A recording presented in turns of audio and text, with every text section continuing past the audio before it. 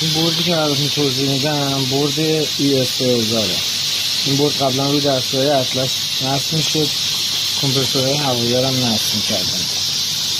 روی برد شما 3 مدل چراغ میبینید، یه چراغای سبز رنگ، یه چراغای نارنجی رنگ، یه چراغای قرمز رنگ. چراغای سبز رنگ مربوط به وقتی که دستگاهتون در حال کاره. 3 تا چراغ به ترتیب. چراغ اول زمانی که دستگاه روشن و بدون باره روشن میشه. چراغ وسطی چراغی که زمانی که دستگاه در حالت لود اصطلاحاً و داره فشارسازی انجام میدی روشن میشه. چراغ بعدی مربوط به سکوانسه، یعنی شما اگه یه تابلو سکوانسر داشته باشید دستگاه متوالی بهش نصب باشه و برد ریموت شده باشه، این چراغ ریموت روشن میشه. پس این صدا مربوط به عمل کرده، کار کرده، در حین کار روشن میشه. 5 تا چراغ بعدی که زرد رنگن مربوط به سرویس ما و هر کدوم این چراغ‌ها مربوط به یه المانیه. اولی مربوط به فیلتر روغنه، دومی فیلتر سپراتوره، سومی فیلتر هوای، چهارمی روغنه و آخری آچارکشیه که هر کدوم از اینا سنسور نداره. اینا فقط یه ساعت روی برد تنظیم میشه که اون ساعت معکوس شمرده میشه. به 0 که به 50 که برسه این چراغ چشمک زن میشه، به 0 که برسه ثابت روشن میمونه. ولی وقتی این چراغ روشن هست دستگاه کار میکنه، فقط به شما هشدار اینو میده که باید فیلترها تعویض بشه. چراغ‌های قرمز رنگ ما چراغ‌های تیریت ما هستن، یعنی هر کدوم از این چراغ‌ها روشن بشه دستگاه اتوماتیک خاموش میشه تا وقتی هم که مشکل برطرف نشه و ریست نشه اجازه روشن شدن دستگاه رو به شما نمیده. اولیش مشکلات برقی و سنسورهای شما، دومی در واقع اوورلود جریان الکتروموتور شما، یعنی اگه بیمتال الکتروموتور بیمتال اصلی عمل کنه این چراغ روشن میشه، دستگاه خاموش میشه. بعدی مربوط به الکتروموتور فن ماست که الان یه الکتروموتور 2.2 کیلووات نصبه، یه فن جداگونه داره، یه کلیپ حرارتی جداگونه داره که بیمتالمون اگه عمل کنه این چراغ روشن میشه. بعدی مربوط به دمای روغن ماست که اگه دمای روغنمون 95 درجه بره بالاتر چشمک زن میشه، به 100 که برسه چراغ روشن میمونه و دستگاه خاموش میشه. بعدی هم مربوط به کنترل فاز ماست که اگه فازهای ما جابجا بشه و دور موتور معکوس بشه این چراغ روشن میشه، اجازه روشن شدن نمیده. بعدی مربوط به های پرشرمونه که اگه فشارمون فشار تنظیمی دستگاه بیش از حد بره بالا این چراغ روشن میشه، دستگاه مجدد خاموش میشه. و در آخر مربوط به توالی در واقع سکوانس ماست که برای اینم در واقع مشکل ایجاد بشه دستگاهمون تیریت می‌خوره. توی سمت راست دستگاه پایین دستگاه هم در واقع کلید داریم. 4 تا کلید اینجا داریم، 3 تا کلید اینجا داریم. کلید 0 و 1 که همیشه برای استاپ استارت ما، 2 خط مورب ما و شماره کلید 7 ما هم مربوط به ریست آلارم های ما. یعنی هر آلارمی، هر تریپی که بیاد اما با دکمه مشکلی که برطرف کردیم باید دکمه ریست رو بزنیم تا چراغش خاموش بشه. 4 تا دکمه این ور مربوط به تنظیمات برد هست.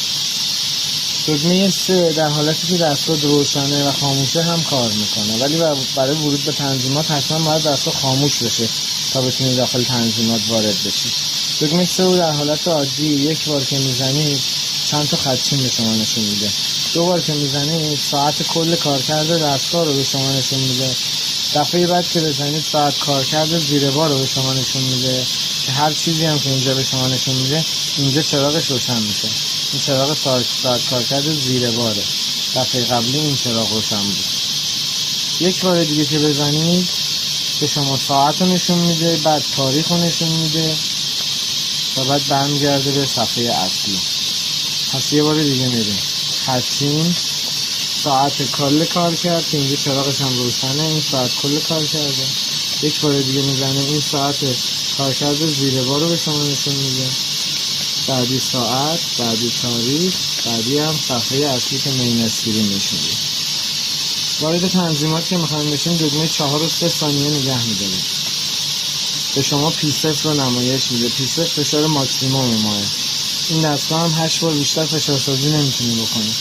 ولی حالا حساب کنید شما میخواید تغییرش بدید، پایین تر میخواید بیارید. روی فشار 8 بار که هست یک بار دکمه 4 رو میزنید 8تون چشمک زن میشه. با دکمه پایین فشارتون رو میارید پایین یا میرید بالا، تغییراتتون رو میدید. تغییراتتون رو که دادید دکمه 4 رو یه بار دیگه بزنید، در واقع پروگرامتون اعمال میشه. با دکمه 1 میرید آیتم بعدی P1 رو میبینید. P1 فشار مینیممتونه روی 7 تنظیمه، اینم به همین منوال. دکمه 4 رو میزنید چشمک زن میشه، تغییرش میدید، دوباره دکمه 4 رو میزنید پروگرام میشه. آیتم‌های بعدیتون هم همینطور R1 P2 اینا مربوط به تنظیماته. حالا ما از شما نمیخوایم اینا رو یاد بگیرید، فقط تنها چیزی که الان نیازتون بود P0 و P1. پس با دکمه 3 هم از توی منو میتونید برگردید توی صفحه اصلی. دکمه استاپ استارت هم هر کدوم بعد از زدن میتونه 20 ثانیه دیلی داشته باشه و این طبیعیه. حالا ما میخوایم در واقع ساعت کارکرد فیلترهامون رو صفر کنیم. فیلترهامون رو تعویض کردیم، میخوایم ساعت کارکرد فیلترها رو صفر کنیم. در حالتی که دستگاه خاموشه دکمه 7 رو نگه میداریم، دکمه 4 رو همزمان میزنیم. اولین چراغ ما روشن شد، ساعت کارکردش هم اینجا در واقع معکوس شمارشش اینجا میاد. 900 ساعت دیگه این میتونسته کار کنه. البته یه بار تعویض شده و ساعتش صفر نشده بوده، واسه همین الان ساعت درست نمایش داده نمیشه. روی ساعت کارکرد فیلتر که اینجا نمایش داده میشه دوباره ما دکمه 4 رو میزنیم، چشمک زن میشه که در واقع این مطمئن میخواد بشه که ما میخوایم صفرش کنیم. یعنی یک بار دیگه من اینو فشار بدم این عدد صفر میشه. الان ساعت کارکرد فیلتر صفر شد و 1000 ساعت دیگه مجدد آلارم میده. با دکمه 1 میریم آیتم بعدی فیلتر سپراتور، این هم به همین منوال. یک بار 4 رو میزنیم، دو بار که میزنیم صفر میشه. بعدی به همین منوال همه آیتم ها رو ساعتش رو صفر میکنیم چون سرویس کامل انجام دادیم براش. با دکمه 3 برمیگردیم بیرون. آلارم هایی هم که قبلا نمایش شده میخوایم ببینیم، دکمه 7 رو نگه میداریم، دکمه 3 رو میزنیم. آخرین آلارمی که داده بوده بیمتال فنمون عمل کرده بوده، قبل از اون های پرشر عمل کردن. های پرشر بیمتال فن. این دوتا آیتم توی هیستوری دستگاه بودن. با دکمه 3 مجدد برمیگردیم بیرون. الان دستگاه آماده استارته. فشارمون هم از فشار مینیمم پایین تره، یعنی زیر 7. الان دکمه استارت که بزنیم به محض زدن دکمه استارت دستگاهمون روشن میشه.